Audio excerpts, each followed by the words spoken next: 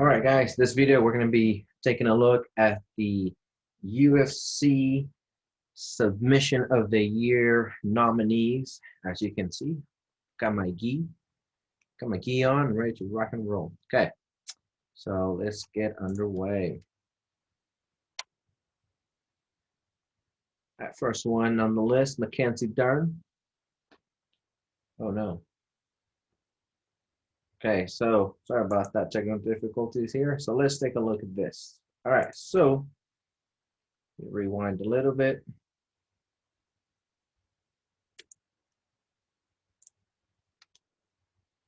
It's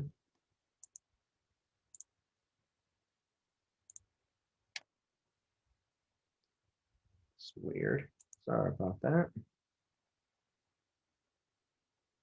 Okay, so as you can see here, she is looking for that knee bar. She's gonna bring her leg, over her thigh. She's got this hook over here. She's going to bring this leg over and she's gonna figure four it with this other leg on the inside. There you go, just like that, right in here like this, okay? So one thing that she's doing a really good job at this is that she's got a hold over here by the ankle. She's got the hips, the vice grip, the thighs just above the knee. She's got this leg wrapped around to the outside and then back into the inside, so behind her butt. She's going to figure four her left foot underneath her right shin and her right knee. And then she's going to take her right foot and she's going to hook it between her opponent's legs.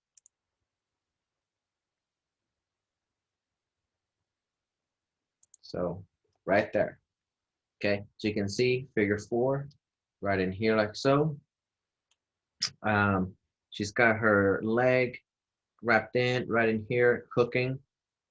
You're gonna see her opponent try to use her own heel to try to push between her butt, try to slide her knee through.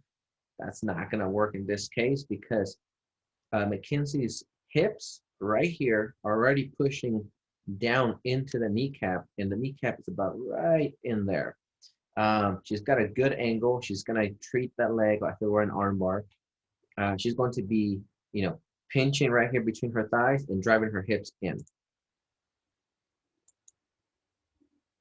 And right there, you can see her opponent using her other foot, her free leg, to try to push her butt and slide it down past her knee.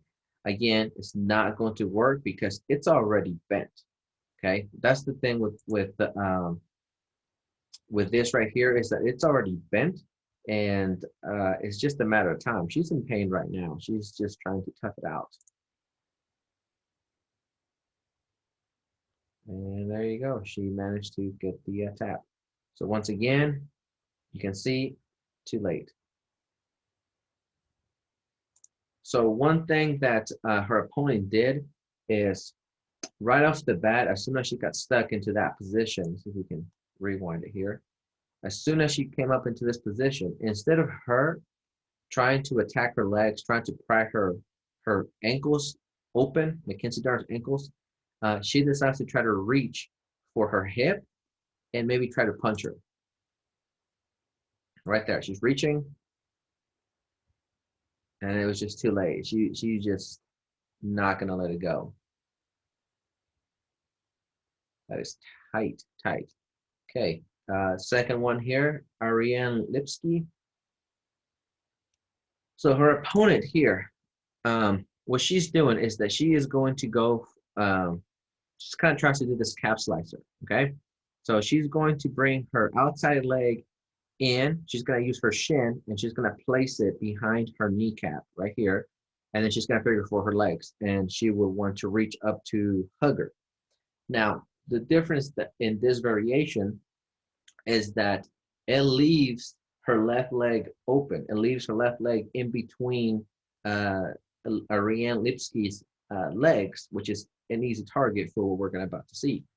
Ideally, what you would want to do if you were in the yellow fighter's place is you would want to use your inside leg. So in this case, her left leg would have to wrap behind the fighter's leg right here behind the knee, and use her right leg, rest this one, to figure for it and lock on the outside.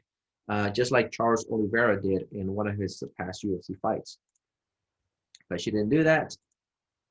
Right there, as you can see, she's got the figure. She's trying to get the figure four. She went for the calf slicer, and she's hugging the body so that she can actually put pressure on the calf. All right.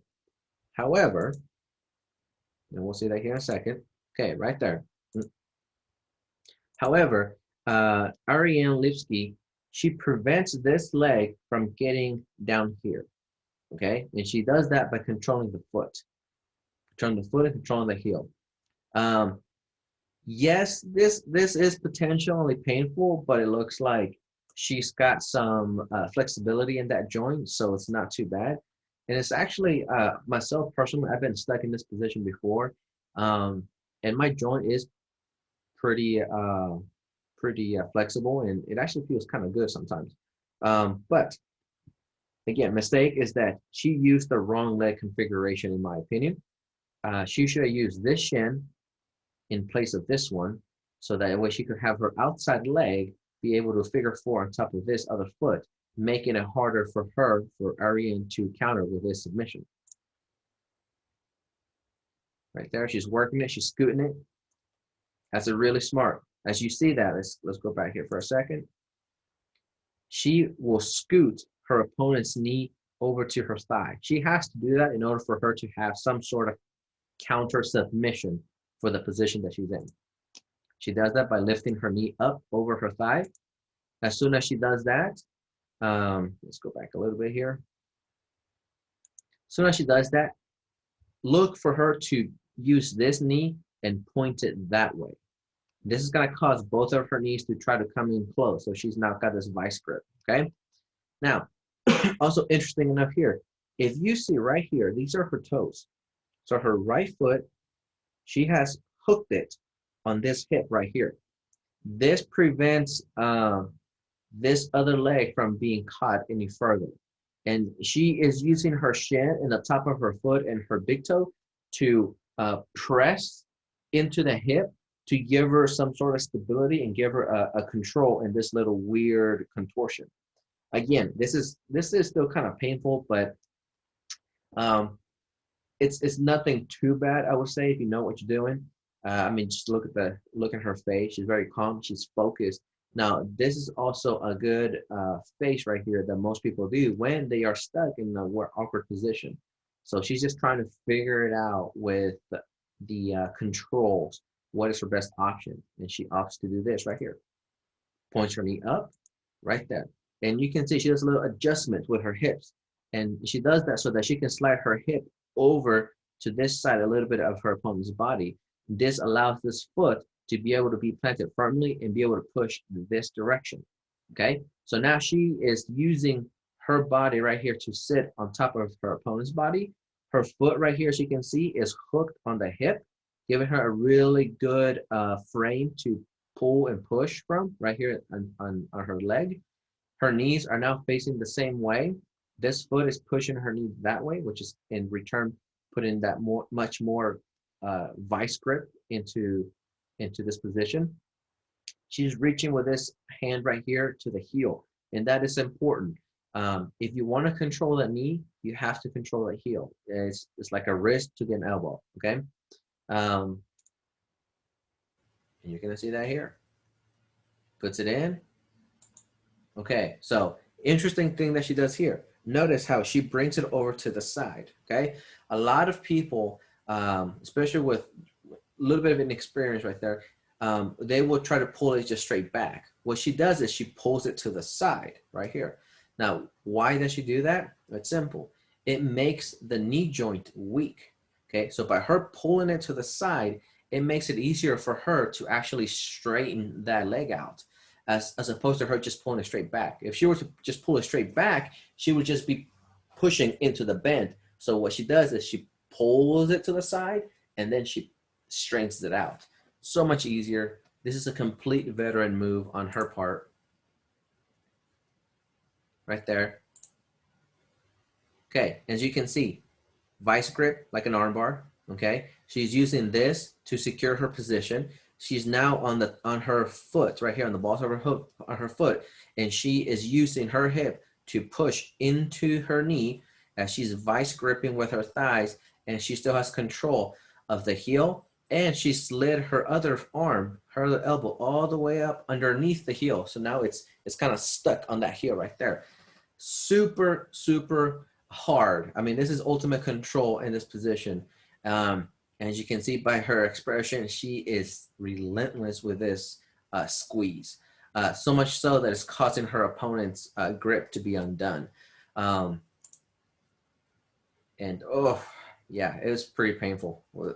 When I watched this fight live as it happened, I was pretty shocked. It was pretty cool, but it's definitely painful.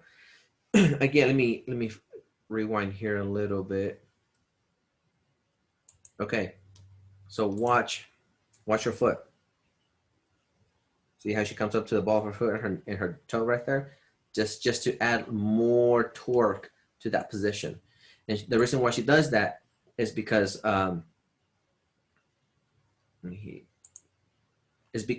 this foot right here, you can see that big toe is already turned in. She is hooking. She's using her top of her foot and her shin to put pressure on that hip. It's not going to go anywhere. Her leg's not going to go anywhere at this point. And she's just coming up on the big toe to add just a smidge more, length and elevation and an angle. In jiu-jitsu, it's all about, just the inches. An inch is a mile in jiu-jitsu, and that's exactly what she did right here. She just added like another inch to her control, and that on this leg right here, it feels like it got stretched out another 10 feet out. And you can just see right there how her leg it's not supposed to bend that way. So I can imagine she has some damage to her knee. Definitely painful, as you can see in her face. There you go. The eagle. What makes this fight very interesting is we know now that he came into this fight with all kinds of issues, rough weight cut. He had the mumps, in the middle of the coronavirus pandemic. His father had just passed away, and he came in with a broken foot. Okay, that's what makes it even more impressive. He shoots in, cuts the angle straight to the back. So right here, he starts to go for the head arm choke on this arm right here. This is smart.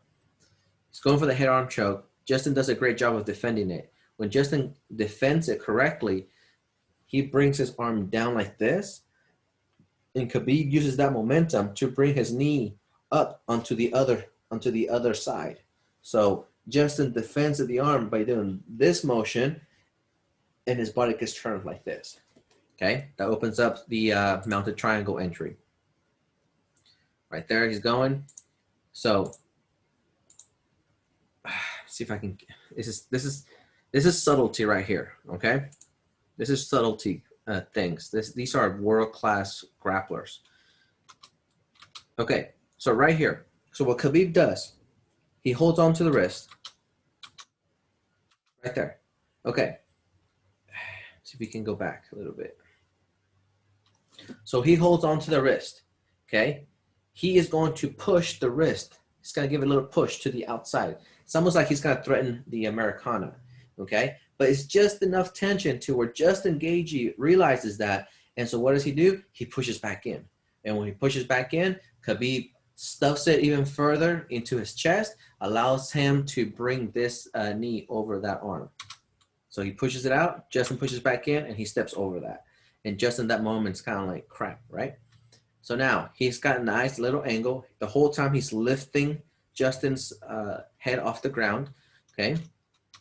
He cut the angle right there. He cut the angle, and he's already trying to hook over here by the shoulder, armpit area. As you can see, he already shifted over his hips. Okay, right here. He was going to go for an arm bar, and then he switched it to a triangle. But if you look closely back, this is his broken foot. Okay, that's why it's taped up. So when he posted, his toe got caught in the chain, and this is why you see his face right here. It's pain. Okay, this foot is already broken. The toe's already broken. It got caught in that chain, and when he leaned back, it kind of did this to that toe. So he kind of jerked for a second. That's why he wasn't able to finish with the arm bar. But being the elite level grappler that he is, he changed that into that triangle position. Okay, right there. So even though there's not enough space in here, what normally you would require, Khabib still had the armbar, but again, his foot got stuck in there. I feel that that's kind of gave him like a jerk of pain, and that caused him to miss the time of the armbar entry in this little scramble that he created. But nonetheless, he settled for the triangle.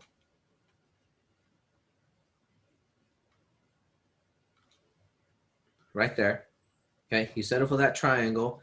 As soon as he's able to lock in this foot and the shin behind his knee, he reaches over to the leg.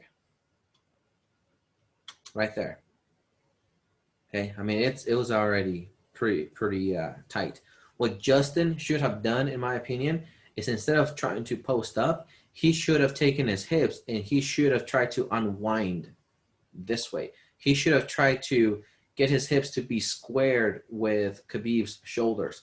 But because Khabib did such a great job from the beginning, as soon as he entered into this position in the mount, he had already changed his angle. So it's just a matter of him rolling back so that he could be in this position. If Justin would have been more aware of that situation, he would have been able to get his knees on the ground and kind of run this way over here to be squared with him. That would have given him a better chance of surviving and ultimately escaping the triangle. But again, these are elite level grapplers. One little mistake is the end. And Khabib definitely took advantage of that little mistake. Okay.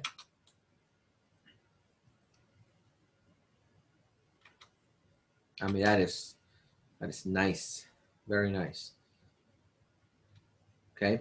Now, one big difference between this triangle entry and the one that we're going to see later on in this video with Jimmy Flick is that Khabib is rolling back from the mount, okay? And he's trying to get Justin to come up over him so that he is underneath him, like kind of underneath Justin, okay? He's already got it locked in. It's just a matter of him getting that angle, and that's it. Like he's all into a ball right here. Look at that. He already has the leg, so he wants him to be nice and slouched underneath him. And obviously he passes out. Okay, my man Jimmy Flick. Interestingly enough, I've had the pleasure of being choked by this guy in a AGF tournament back in the day. I had just gotten my purple belt, and he was a brown belt, and I competed against him, and I got head-arm choked. And it was very tight. Okay, so the entry to this one was that he did a head kick, and the guy caught the leg, and instead of trying to hop and hop and hop, he reached over for the head, and he decided to jump for it. He brought his standing leg, which is his right leg, up over into that triangle position. And because he's holding on to the head, when the guy feels that he jumped on top of him, his body will bend over because it's a lot of weight now in front of his chest. And they land the way how they land right here. Now, because the guy in this position, he is a little bit more squared up to Flick, as opposed with the previous one with Khabib and Justin, where Justin was not squared up with him when they came up. Okay, Justin was perpendicular. This guy is actually more squared up to Jimmy. So Jimmy has to adjust the position of the triangle. He has to adjust the angle, and as he's squeezing, and prevent the guy from pulling out and escaping. So he's got to hold the shin. He's got it locked in. Now, one thing here, again, very high level stuff, okay? See how Jimmy's head is kind of leaning back like this, okay? He's going to try to do this and maybe shoulder walk back each time he feels that this guy is getting ready to stand up and slam him. So right there, see how he's sliding back, getting away from him, okay? That keeps this guy grounded on his knees. So look back right here. Because right now this guy he's on one knee and the other knee is up, so he's in a lunge position. All he has to do is kind of get into a deep squat and then pick him up and slam him down. But Jimmy, being the smart grappler that he is and tons of experience, he feels that right away, and so he will make himself heavy. Okay, so he's getting himself pinned on the mat with his head and his shoulders. This causes a lot more pressure to be applied to the back of the neck, causing this guy to be dipped down. Right there. See how he's sliding back? Nice. To the point that it forces that knee to fall down. Otherwise, this guy is just going to fall over to his side, which is not something that he wants. So he decides to be on his knees. Okay. Now, he could finish the triangle even with the guy's arm behind his hips. But, Jimmy's going to go for the seal, for the ultimate grip in there. So that's another reason why he decides to slide back. And when he feels that the guy's knees fall down to the ground, there is now enough space between them that he can reach over and pull the elbow and the hand up and over and cross it across his waist. Just right there. He pulls the elbow with this left hand. He pulls that elbow like this, and that causes that hand to slide out, just like it did right here. And then now he's able to just tuck it in. Even though the guy decides to bring his forearm in front of Jimmy's hips right here, it's already too late. Jimmy has the control. Again, the guy tries to kind of stand up, and Jimmy pins his head and his shoulders to the mat, causing this guy to be bent at the waist, and his head and the back of his neck is carrying all the weight. Okay? Causing his knees to go back down. That knee to go back down in there. See, like that, both knees. He's getting out. He's trying to stand up again. Catches the angle, and he just squeezes right there. So now Jimmy is perpendicular to this guy. So at this point, it doesn't really matter that this other knee is up. He's already locked and loaded. It's just squeezing. It's just a matter of him bringing this knee and this knee together. So he's going to try to point both knees together as he keeps the hand on the shin so that it continues to put pressure on this head. As you can see here, normally the head would be right there. Okay, but because he's doing such a great job of putting pressure on his neck, it's nowhere to be found. Okay, so I mean, that guy's chin is like digging into his own chest. Right there. It's just a matter of time before the person, succumbs to that pressure. Right there again, the entry. Guy tries to stand up. Jimmy goes back on his head like this, catches the angle, done deal. So pretty cool submission attempts, transitions, and finishes. Definitely all of them worthy of UFC honors. And make sure you guys go cast your vote.